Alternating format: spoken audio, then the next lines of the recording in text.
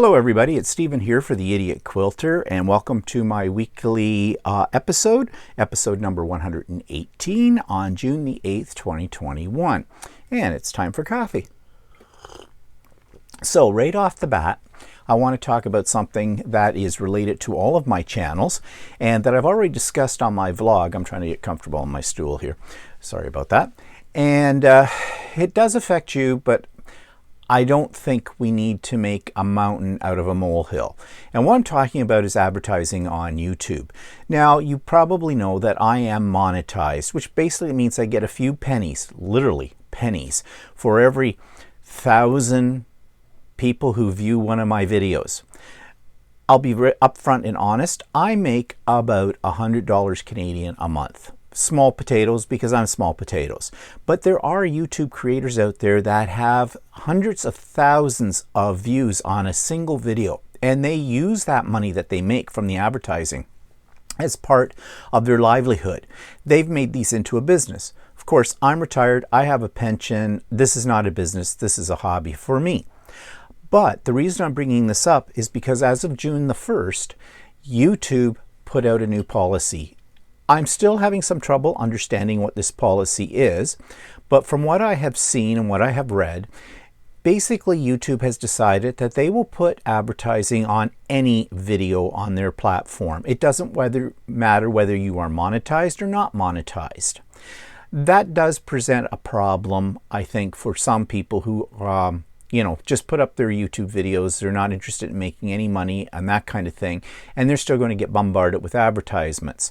It also means that for those of us that are content creators, we're probably going to have more ads placed on our individual videos than you have seen before, and there is absolutely nothing we as creators can do about that. I've looked into it, and there are a couple of things I can do that I think might limit it a little bit, but I don't think it's going to, even that's going to make a difference. Now, having said that, I talked about this extensively on Stephen and Walter Live this past Sunday. And if you're interested, you can go to that and check that out. But I've had a few subscribers since then go to some of my latest videos, and one told me that she counted 15 ads in the last episode of the So Chatty. But I got an email from another viewer who watched the same video and said there wasn't any ads until the very end of the video, and only one or two. I had another subscriber tell me there was an ad every 3 minutes. I don't know. I don't know what's going on. There is nothing I can do about it. So I guess we just have to suck it up and accept the fact that not just on my channel, but all channels, you may see a lot more ads coming up. It's going to be like the old days of watching television before we all had PVRs and we had the ability to fast forward through commercials and things like that.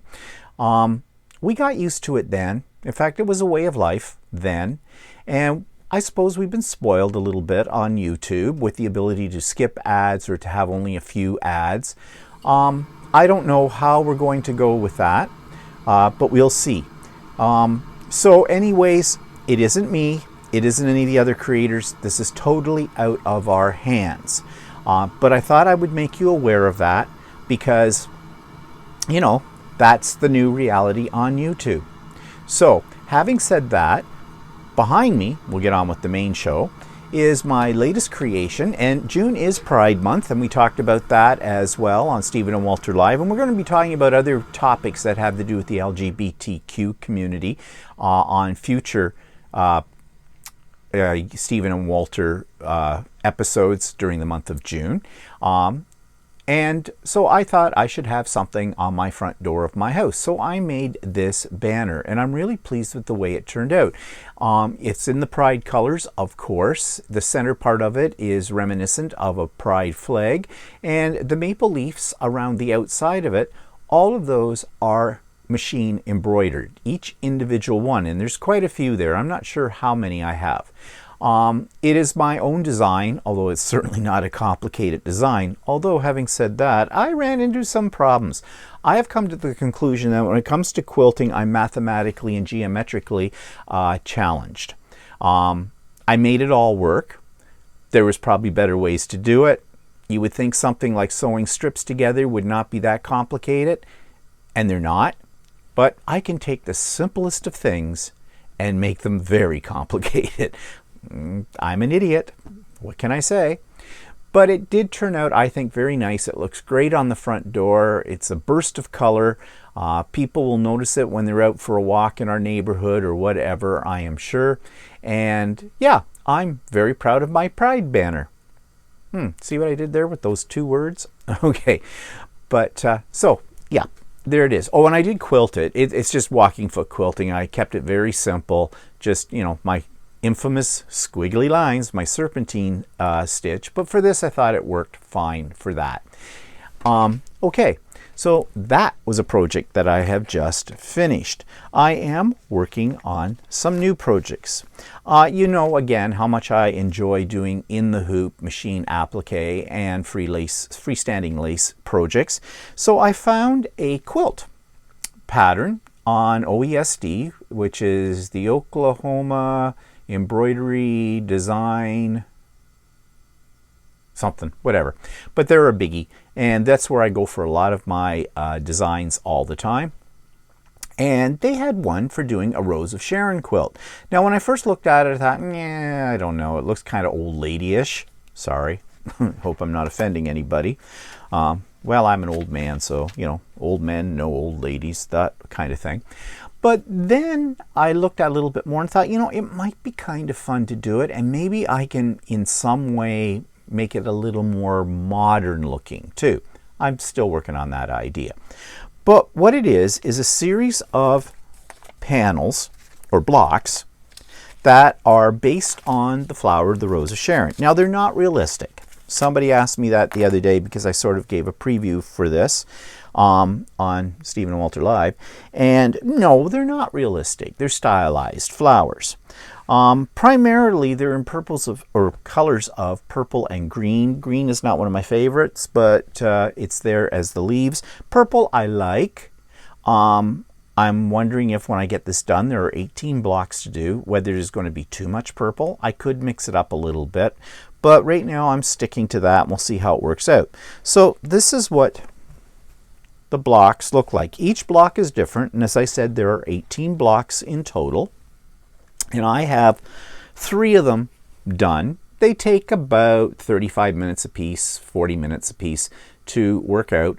But this is applique, and I'll bring it up a little closer for you, and you can see the stitching that's in it. And it looks like hand stitching. Now, at first I didn't like that and thought I'd go into Artistic Digitizer and change the blanket stitch to a satin stitch, and I tried that, and I really didn't like the look of it. So I went back to the blanket stitch. It does, I think it's supposed to be reminiscent of hand applique. So, you know, actually people who aren't really in the know would probably think it is. But it's not. And some people will call that cheating. I don't call it cheating. I call using 21st century technology to create art. And I don't think there's anything wrong with that. I mean, after all, people have been using sewing machines when they came out, and sewing machines were replacing a lot of hand sewers, and I'm sure there was controversy then about whether or not you were really making something that was artful on your own or not. Well, I consider manipulating the technology as a form of art. So, yeah. So anyways, there's 18 of these to make, and then I think I will cut the blocks down because I was thinking about the quilting process. So I think I'll cut the blocks down so there's maybe only 1/2 inch all the way around the pattern, and that'll leave me, you know, room for a 1/4 inch seam allowance. I will probably put in sashing as well, and that may be where the more modern look I might be able to come up with on that. It may be in the placement of these as well in the quilt. I may not go, 18 of these would be 6 across, 3 down, 3 across, down, 9, I don't know. I might intersperse it with something else. A modern looking block or something like that. I don't know. I never know until the project's done what it's going to be. I just had these ideas floating in my head, but you know, they change. Like I change my underwear regularly. Too much information. So that is the project that I am working on right now. And yeah, it's kind of fun. But of course, I have other projects to work on too. And yeah, we'll see how we do with all of these things. So I'm just organizing myself here. Just talk amongst yourselves while I do this. Okay, I've got that. Now, so that's what I'm working on at the moment. But what else have I got myself into? Well, I just got my order from Peachtree, and you know how much I love Peachtree fabrics, and there's a link to Peachtree fabrics in the show notes below. And if you use the code Stephen Bland, Stephen with a V, Bland, all one word, 10, you'll get 10% off your order. And right now I think they're running a special where, at least in Canada, it's flat rate shipping of $5 anywhere in Canada. So you might want to take advantage of that. So I'm going to make another bag for Walter. The In Control bag, which I showed you last week. I have picked out the fabrics for that, and I will, when I get that bag done, I'll show it to you. But I did need some bag hardware. So on Peachtree's website, on their store, they had these little square brackets, which I need. Little, what do you call them? There's probably a technical name. They are rectangular rings. There's a fancy name. Should have guessed. But I need 4 of those. And so I bought this, and I bought them actually in 2 sizes. I think the pattern calls for 1 1/4 inch. When I made my bag, I had 1 1/2 inch. Those worked fine. And when I was on Peachtree, I did not find 1 1/4 inch. I found 1 1/2, and these ones are 1 inch. So I'll probably be using the 1 1/2 on that, and that's fine. But I bought extra, of course I did, you know, for future projects. I always like to have things in stock. And I found these on their site too. They're zipper pulls, and I thought they were really cute. They both say the same thing. They say handmade. But I bought a couple of those. Those were not too terribly expensive. They were only $3.25 each, but I thought they kind of give a nice finishing touch. And so I'm going to put one on my bag, which you can probably see behind me up there on that white shelf. Right now it's holding fat quarter bundles. But I think I will replace the pole that I already have on that with one of these. And I'll do the same on Walter's. So the reason I went to Peachtree, well, besides the fact that I think their prices are good and they have a great selection of fabrics and things like that, but you know my first love is Ultimate Sewing here in Oshawa, link below. And they had a new line of fabric in. And it's novelty, and I'm not into novelty fabrics, at least I haven't been in the past until about now. But this one called out to me because I saw this pattern. Now at first I thought this was a kit, and I'll say more about that in a second, but show you the pattern first. It's called On a Roll, and I think it's just comical because it's outhouses, and it can be a table runner or a wall hanging or whatever you want it to be. And at first I just bypassed it on the website, and then I got looking at it and I thought that's kind of fun. So I looked at the fabric line that goes with this, and I cannot tell you. It's called not Outback. I'm just looking here to see if I could find the name. I should have looked this up before I did the video, but I didn't. Yeah,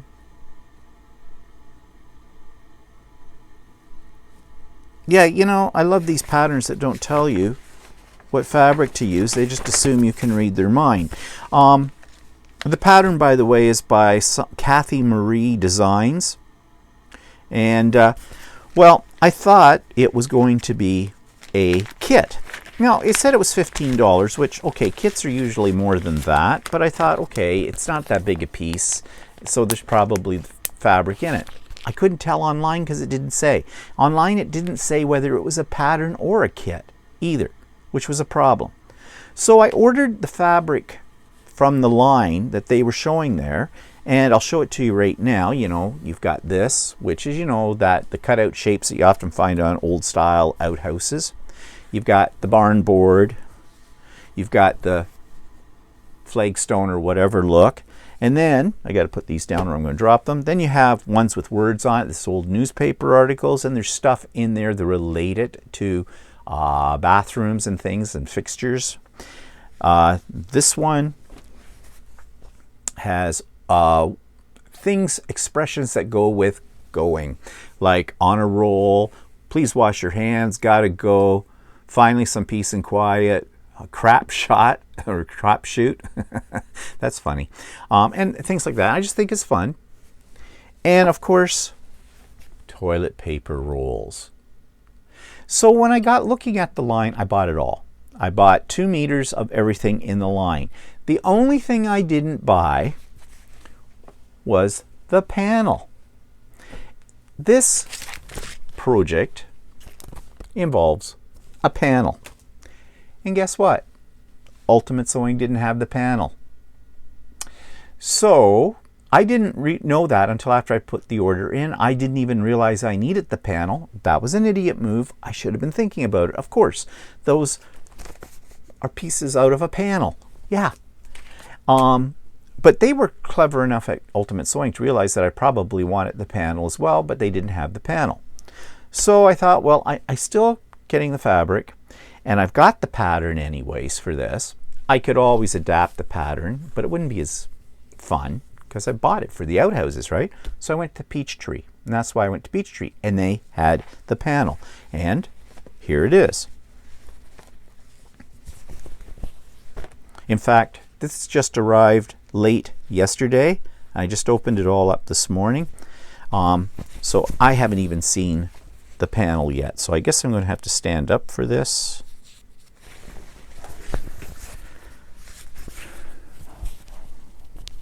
So here's the panel. Get it off the wire of the microphone. It's fun. You have to admit it's fun. You know, I was thinking I maybe should have bought more of the panel because these would make kind of fun novelty napkins as well. But, you know, a little toilet humor. Could you imagine people coming over for dinner? I'm still imagining that. What was that like when we used to do that, remember? And they sit down at the table and pull out their napkin, and their napkin has an outhouse on it. That would be fun. I think that would be really fun. But anyways, yeah, so I guess now I am into novelty fabrics. I wasn't before, but never say never. So I've got that all ready to go. So that's a project down the wire. Now I've got way too much fabric for just doing that pattern, so I don't know what I'm going to do with the rest of the fabric. Maybe I'll make just a fun quilt about COVID. Remember our toilet paper or toilet paper gate, you know, kind of a thing. I've got the toilet paper, so that could be fun. And of course, while I'm on Peachtree's website, besides buying bag hardware and that panel, I did want to take advantage of the fact of my discount plus the shipping at $5. So I bought a layer cake. Now it is K-Facet fabrics, 42 of them in here. And you know I love K-Facet, ran at lips, K-Facet fabrics. And I thought a layer cake might be nice to have of his, to do something with a smaller project or something like that. But I am a pack rat, so I bought it. And it wasn't a bad price. I think it was about $52 for 42 10-inch squares. So there we go. And it came fast, but that's not all. It's bad when I go on an online fabric store because I always see something else that I need. Well, want, whatever you want to call it. But I saw this line, and it's called, it's by 3 Wishes. It's called Magical Gallery. And it, I don't know, it just, I have no idea what I'm going to do with it. But this is what I bought. I bought 2 meters of 3 different fabrics in the line. This one's got some shine to it as well. And I don't know what I'm going to do with it. This could be the basis for a very modern quilt. Now, when I say modern quilts, I have some designs. I should go through them about modern quilts. I have yet to make what is termed a modern quilt. But these fabrics might just inspire me for that. Yes, another project. Oh, they come out of my ears. The best intentions, you know, and all that kind of thing. So anyways, that's what I've bought lately, but there's more. And this isn't fabric. Let me have some coffee. I bought scissors. Did I need a new pair of scissors? Yes and no. I have a pair of gingham scissors, which I love. I've had them, let me just grab them here. These. I've had these, well, I got them early in my quilting career. They work fine. They're a great scissor. They've always had a good name. Ginger. That's it, Ginger. I think they're German made. They're expensive. These are expensive scissors. Now, mind you, I bought these at Michael's and they were over $100. But I had the 50% off coupon and I could use it on that. That's the only way that I bought them. I wasn't paying $100 for these scissors. But yes, scissors are pricey. We know that. They're great scissors. I love them. But I dropped them on concrete at a retreat a couple of years ago when we could still go to retreats. And they're now kind of loose. Well, there is a screw and a nut here, but I can't seem to tighten it up. It doesn't really function the way they cut. It's fine, but it bothers me that happens. So let that be a lesson. Don't drop your scissors on concrete. They probably could use a sharpening as well, but they're fine. So I had no idea I was going to buy a new pair of scissors until I did Craft and Chat last week. And one of the people on there asked me if I'd heard about LDH Scissors. LDH Scissors is actually a company in my area. They're on the west side of Toronto in a city called Mississauga, and they're a family-owned company and they make scissors. They make high-quality scissors. I saw the owner being interviewed by Karen Brown on Just Get It Done Quilts some time ago, and at that time I thought, yeah, I should look into them, but I didn't do anything more. Well, this person on Craft and Chat inspired me to do so. She was very much impressed with their product, and the prices are not bad. About $65, maybe a little bit more for depending on the size of the shears or the scissors that you buy. So Walter and I both decided, well, we needed new scissors. Now, the other thing that was great about the site, though, is that they have seconds. These are scissors. There's nothing wrong with them. They give them all the same 10-year warranty on them, the whole bit. The only thing is there may be a blemish or a scratch on the handle or something like that. Just a minor thing that maybe, you know, aesthetically isn't what they want to send out to people. So you get them for less money. So we both ordered 9.5-inch shears in rainbow. Keeping with the theme of June, I guess, but really pretty. And these are nice. They're a heavy scissor. They're heavier than the Gingers. Well, these are bigger too as well. I think my Gingers are 8-inch. These are 9.5-inch, and they measure from the tip to the handle. That's how you make it. They cut like a dream. They're beautiful. They feel so good in your hand as well. And yeah, I still have not found the blemish or the mark that put these up as seconds. So these were $65, but because I bought them as seconds, they were $47.58 Canadian, which I think is a really good price. Also, when you compare it to what I paid for the Gingers. So I was really happy with this. So happy that we both bought snips as well. Now, I don't usually use this type of snips, but Walter does. And I figure if Walter's getting them, I needed them too. And I'll be honest, I'm not sure how you hold these to cut things. I don't know if it's this way or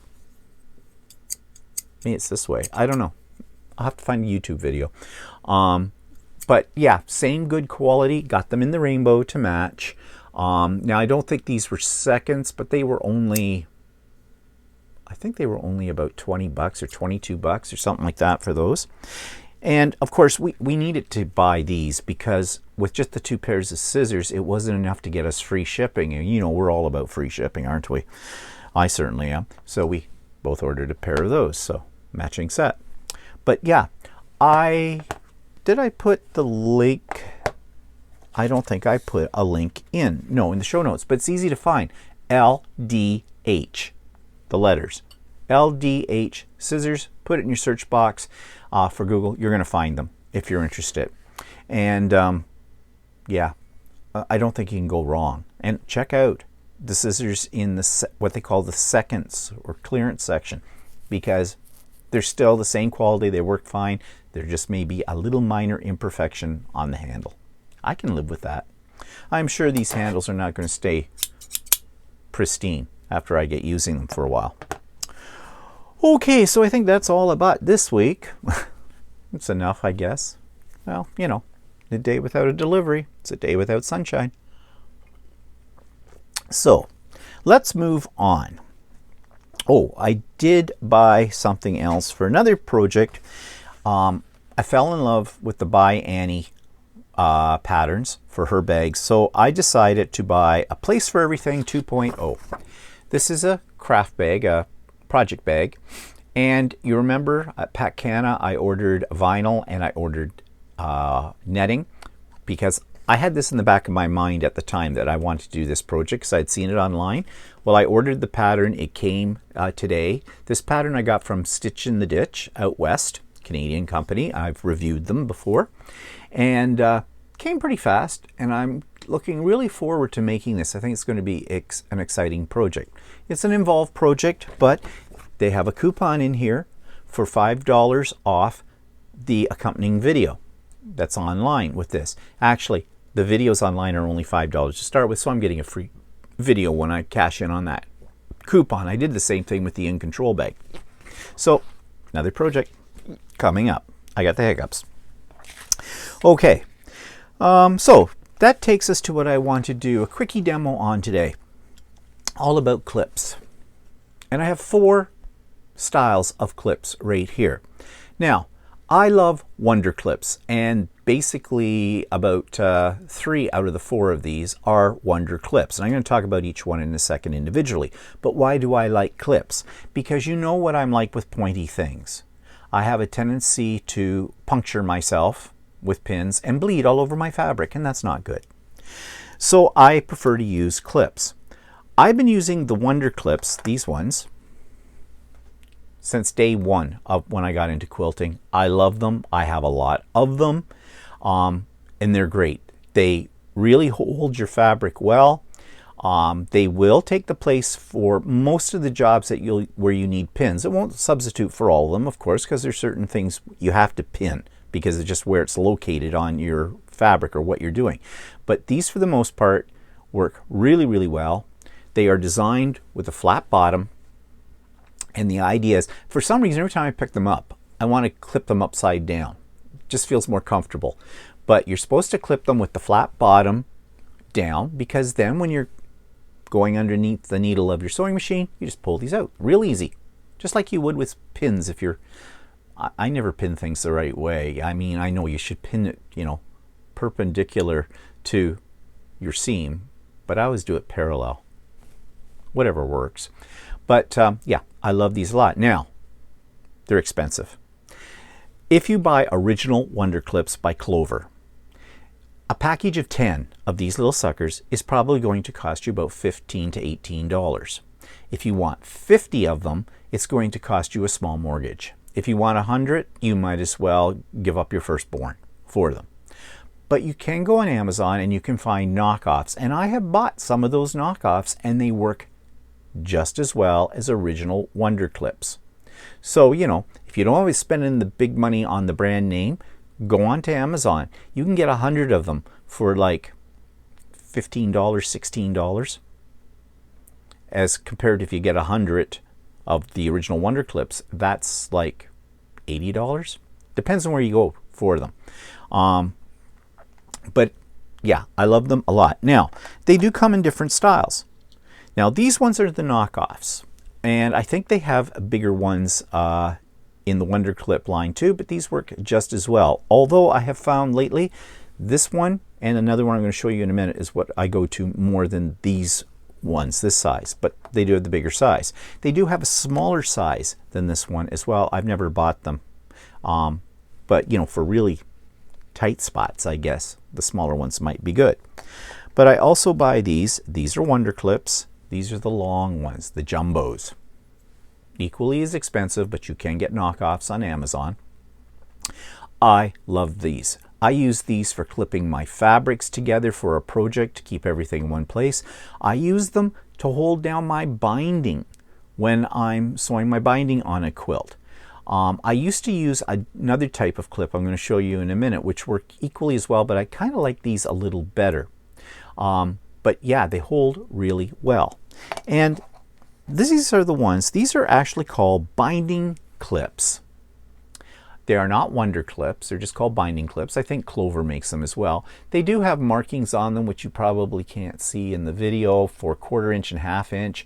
I haven't figured out exactly how you use that. I think there's instructions on the package, but you know me, instructions are a need-to-know basis. They hold really well, and I use these primarily for what they were intended, for holding down binding as I'm sewing it. But the problem is, these are really, really stiff. So that's why they hold so well. But pulling them off, you got to be careful. You can actually, or putting them on because of this little piece, I don't know if you can see it in here, it's kind of sharp. You can stick it into your fabric and tear it. So that's why now I principally use these larger ones. So yeah, I'm a clip person, not a pin person. That doesn't mean I don't use pins. I do. And I've shown you before my magic pins. Okay, so I love the magic pins as well. But I always go to my Wonder Clips, and I have lots of them. I stock up on more of them all the time. I have a little basket over here. I have a little basket sitting right on my sewing machine with them there. I have them everywhere. Absolutely love them. Highly recommend them if you've never tried them before.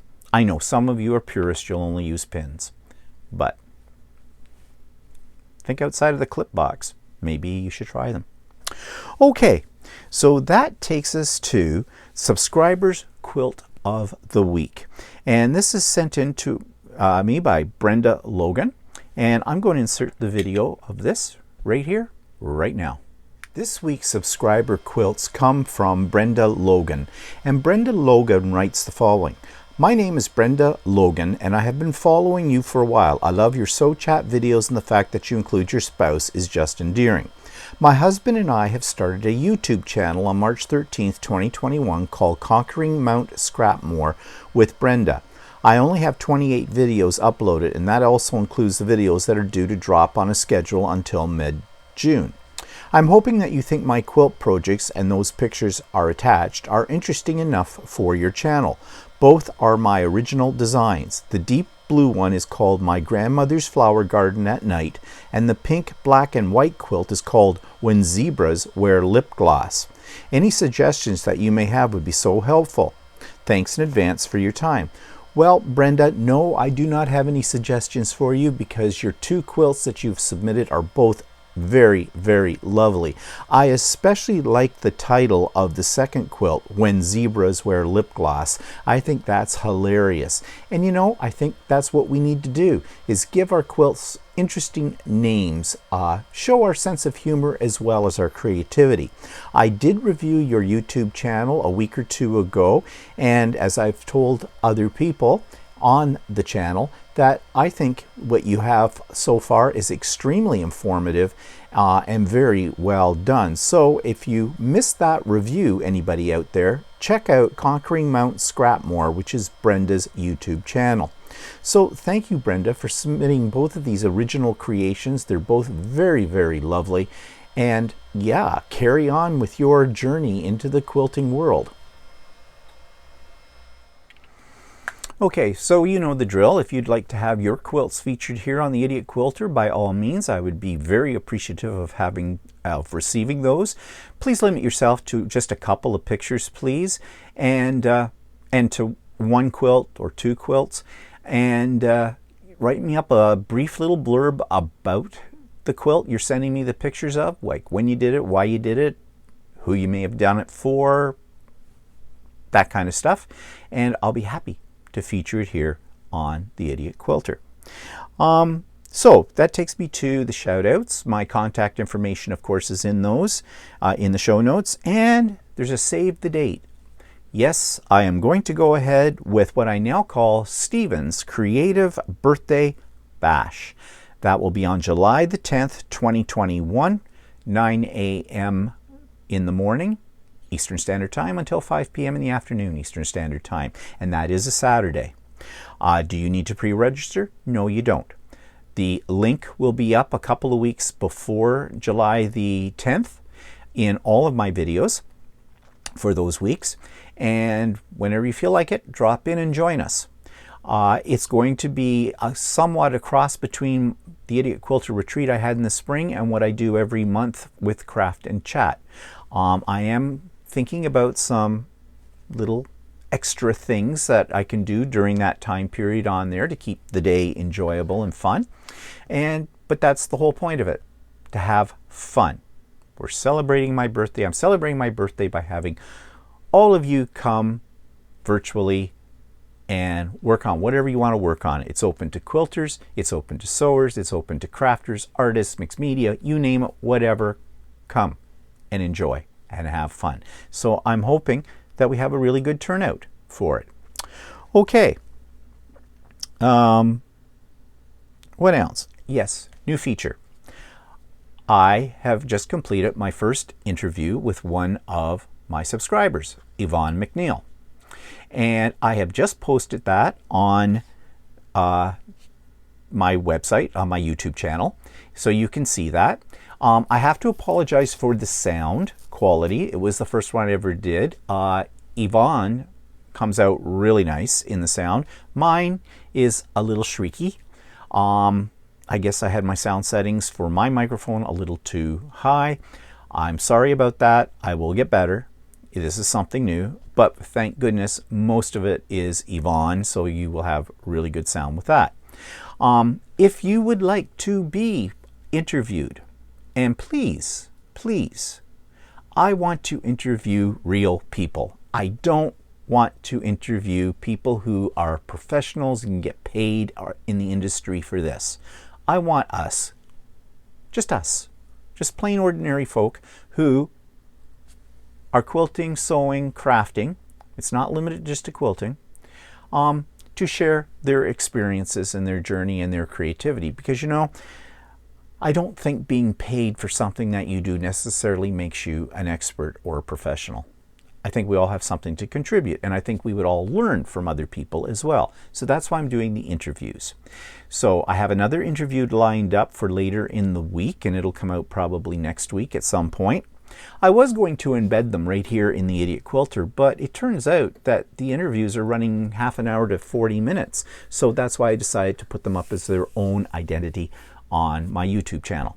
So check it out and don't be shy. Please send me an email saying, yes, I'd like to be interviewed. And I'll go, yay, goody. And I will send you a set of guide questions, which you are free to alter, edit, whichever way you see fit.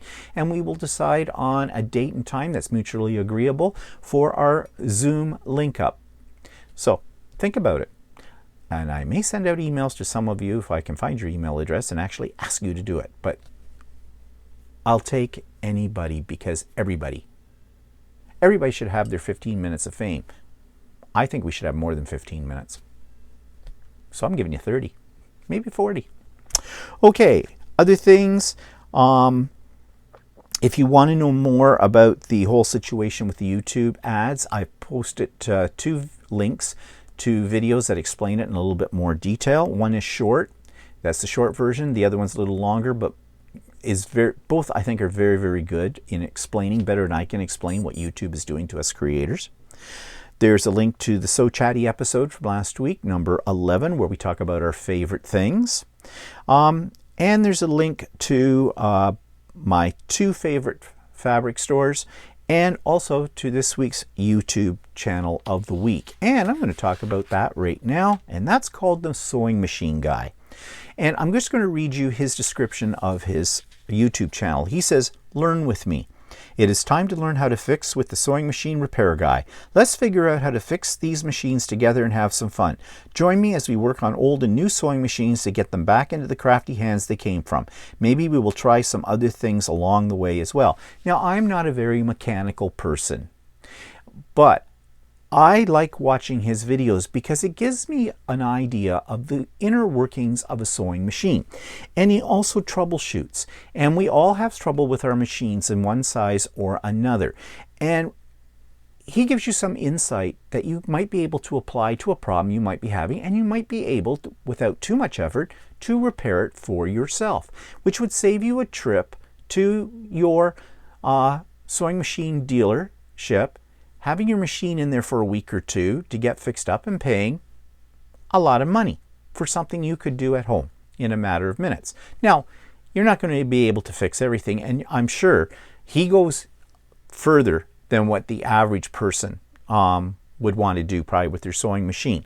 But I find them very informative, and I think it doesn't hurt to know generally how your sewing machine actually works. So I strongly recommend the Sewing Machine Guy, and there's a link to his YouTube channel in the show notes.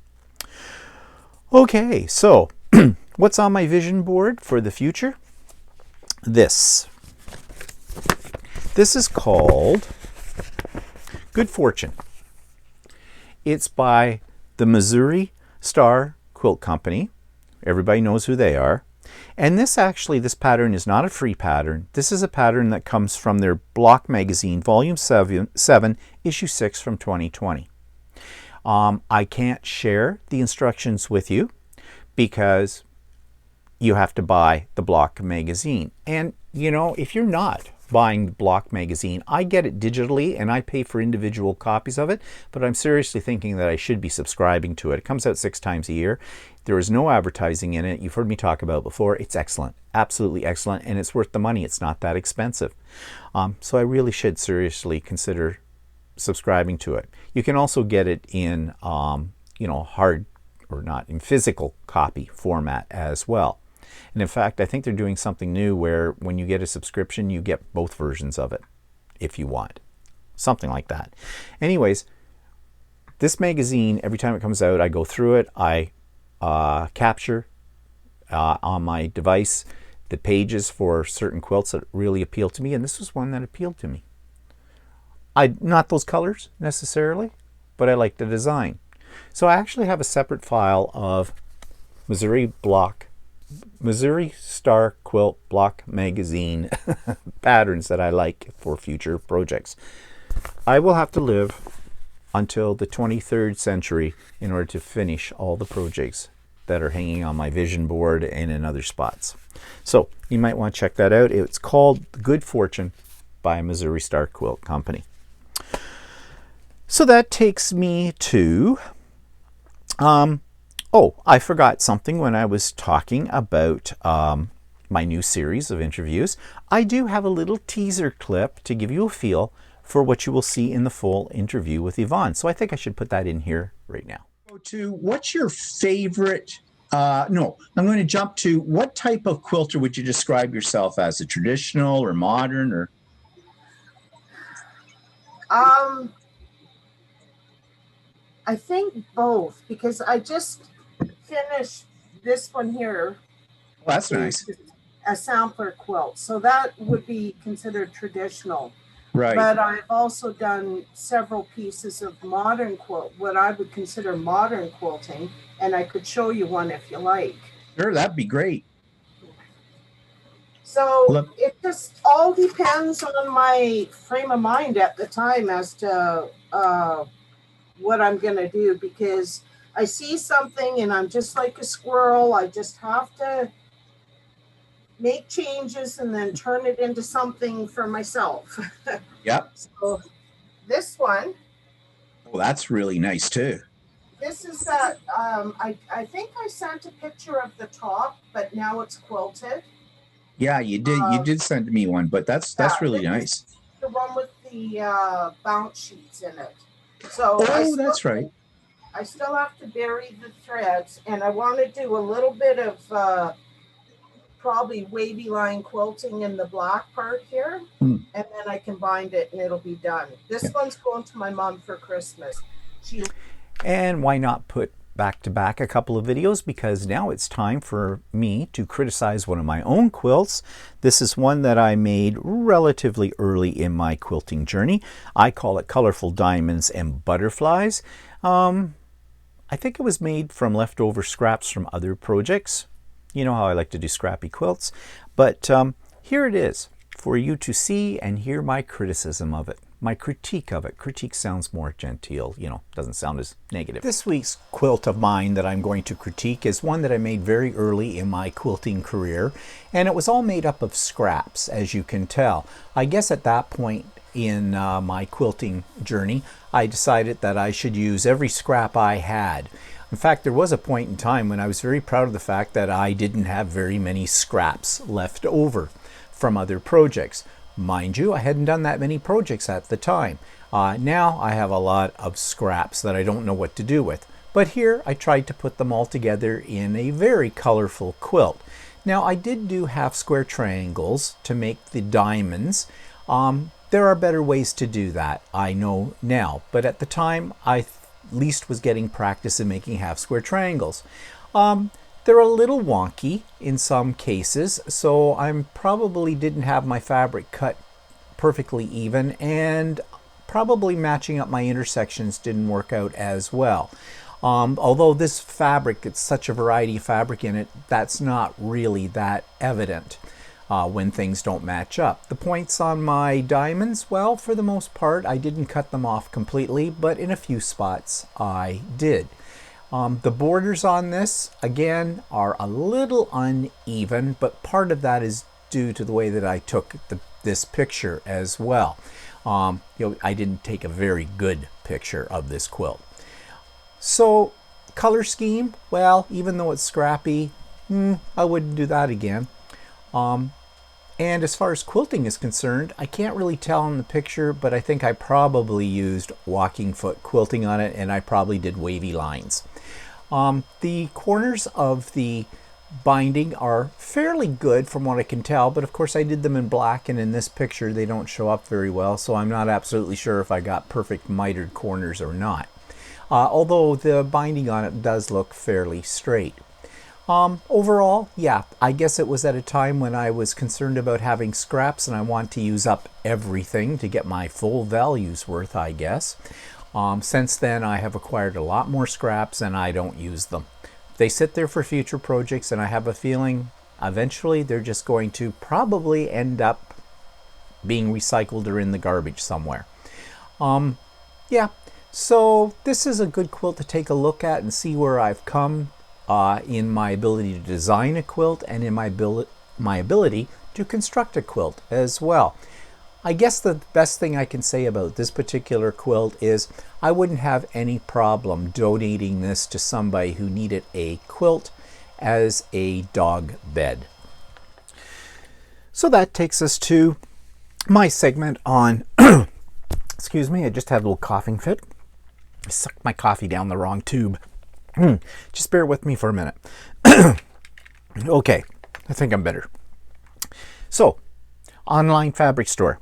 This is one that I just got, that pattern I showed you for the In Place for Everything bag. It's called Stitch in the Ditch. They are in Kelowna, BC, and well, their fabric selection is very good. They have a very extensive fabric collection. Prices are really good. I had to check this out twice. They do list it by the yard. You know how I feel about that. It should be by the meter. They're a Canadian store. Get with the program. But $11.99 a yard.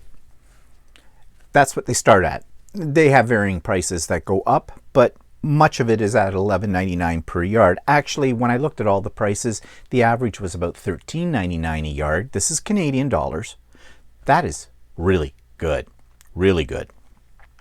Now, the funny thing is, everything on their website says it's on sale. They show you a non-sale price and then their price. Basically, that's their price. It isn't a sale. But I've noticed that on other sites as well, including Ultimate Sewing. So yeah, that's just, I think it's one of the little tricks retailers have to make you think you're getting a deal. But at that price, you are getting a deal anyway, so it doesn't matter. What else about that? The fabrics are organized by categories, which is great for, you know, finding what you might want.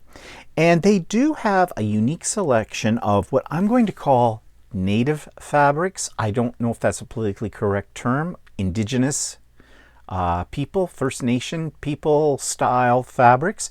I have not seen this on other online fabric quilt stores before, and they had quite a few to choose from. So if you're into that kind of style, definitely check that out. They did have, though, a very limited selection of pre-cuts. I don't know if it's just because of the time of the year or because of COVID or whatnot, but you know, I love my pre-cuts, and they didn't have that much that was really turning my crank. They do sell machines, but they sell Singer and Eversewn. Now, Eversewn is one that I think Missouri Star Quilt, about a year and a half ago or so, were talking about Eversewn, and they have mysteriously disappeared, at least from their videos. So I don't know why that is. I don't know much about Eversewn. I have a feeling they are made in, I want to say Korea, but I'm not sure. And I think they're under the umbrella of a larger sewing machine company, but again, I don't know anything about them. I think the Sparrow Quilt Company out west, Western Canada, I think they also sell them, but don't quote me on that. My memory these days, you know, go figure. It's not that great. But they did have Singer, which I find kind of unusual because I guess Singer's still around, but you don't hear about Singer very much. You hear about Bernina, you hear about Janome, of course, you hear about Brother, Baby Lock, but you don't hear much about Singer. But one thing about the Singer machines, they have parts for the old Singer featherweight machines. And I know there's many people out there that collect those machines or have one of those machines. I have been tempted to look into buying one myself. I don't know why. Why would I want one? But a lot of people will come to retreats. I've been to retreats where they have their Singer featherweight. I mean, they're basically machines that are great for patching or patchwork, I guess, because it's just a straight stitch machine. And they are lightweight and very small and portable and that kind of thing. But if you're looking for parts for one, then you need to go to Stitch in the Ditch because they seem to have a lot for that. Notions, they had a good selection, which are at about the standard prices you would expect for notions, but they do carry the Westerly rulers for ruler foot quilting. And they had a good selection of those. And they also carry Sashiko products. Now that's a Japanese form of stitching. Personally, I don't see the appeal in it, but it is very trendy right now. In fact, my sewing machine will do some Sashiko-like stitching on it, but they have a lot of products if you're into that, because that's very specialized, I think. For patterns and kits, they had a good selection of patterns, and of course they have the By Annie patterns, which is great. That's where I got the one I showed you earlier for the bag, project bag. And for those of you into embroidery, Sue Spargo, lots of Sue Spargo. I know she's sort of the goddess of embroidery. They had some kits, but not a lot, although they did have applique kits too. So if you're majorly into applique, good selection there of those. Their thread line, they sold quite a few different types of thread, but two that stood out were Micro Quilter and Omni brands. I don't know either one of those thread brands at all. I think what I should be doing is when I've come across these unusual thread brands I've never heard of before, I should order a couple of spools to try them out, maybe review them on here. I'll have to look into that. And they had all kinds of like quilting threads, specifically for quilting, doing the quilting, and embroidery, as well as I said before, Sashiko thread for that as well. They do have classes. They're virtual, but their way their classes work, they kind of are the third-party seller of them. They link you up to a website that the teacher will be teaching from, and you pay Stitch in the Ditch. So they're kind of the middleman with that, from what I could gather from the website. Remember, I'm gathering all this information from what they present on their website.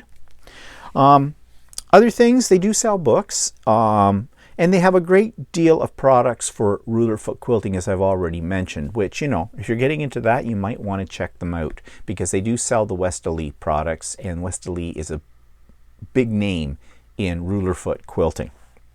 Their shipping. Okay, I need to read you their shipping policy so I get it right. They say that all prices are shown in Canadian dollars. If the order is being shipped to a Canadian address, applicable taxes for your province will be added to your order.